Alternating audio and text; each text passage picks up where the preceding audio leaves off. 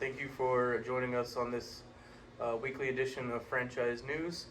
Got a lot of great stuff to go over this week and answer a lot of questions that people have been asking us. First off, I think I'll kick it off. My name is Brandon. I am the head of franchise development, and this is Aaron Miller. He is the franchise liaison with Costa Oil. Some of you know him very well, and some of you coming on will get to know him very well. I just got back from Phoenix, Arizona, or Mesa, Arizona, rather, to be more specific, for the grand opening for Ryan and Andrea Pierce for their conversion that they did for their Costa Oil kiosk.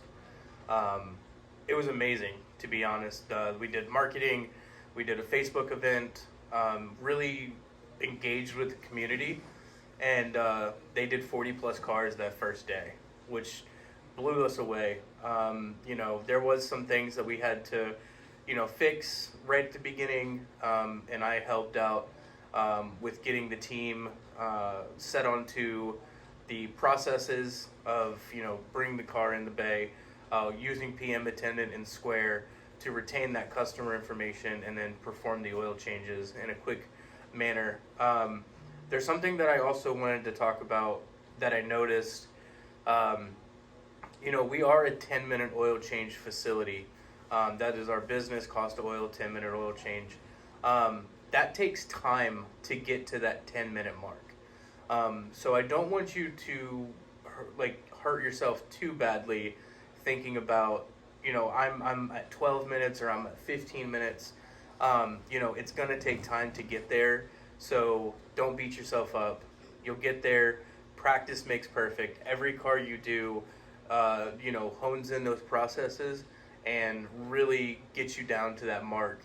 And being able to put in information and use the PM attendant software is going to be something that you learn those skills over time. Okay, so if you came into this industry and you don't have any car experience, or you've never worked in a quick lube, and you have your manager and you have your techs, and they've been in the industry but doing it our way and our processes and the call outs, I just want you to know that stuff does take time to get down, and you will be there, and we're always here for you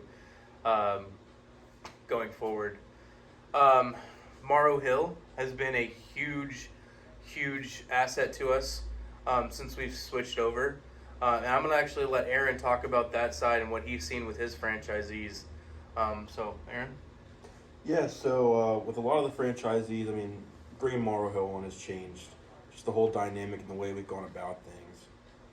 It's been for the better for sure, and we've seen a lot of progress already. And actually, this past week we had a couple LOIs get sent out already for franchisees, and the plan for this week is also to get some more LOIs out, and it's looking really good. And even some of the tougher markets where we knew we'd struggle, we're seeing some progress that we haven't seen before. And it's a lot more promising now.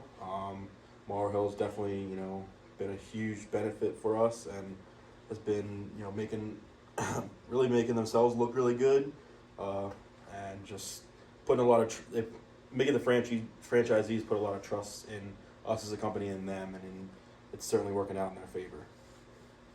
Yeah, no, I agree. I think after we brought Taylor on, like you said, we've seen, opportunities pop up in locations where it was almost impossible, right? People were like, "You're never gonna find anything here for less than, $5,000 or $6,000 a month for ground lease," and now we're seeing where we are getting in those markets at $3,500, $2,500, and I think it's really, Taylor and Jet being able to negotiate and talk to them about the lease, as well as Peter Colvin.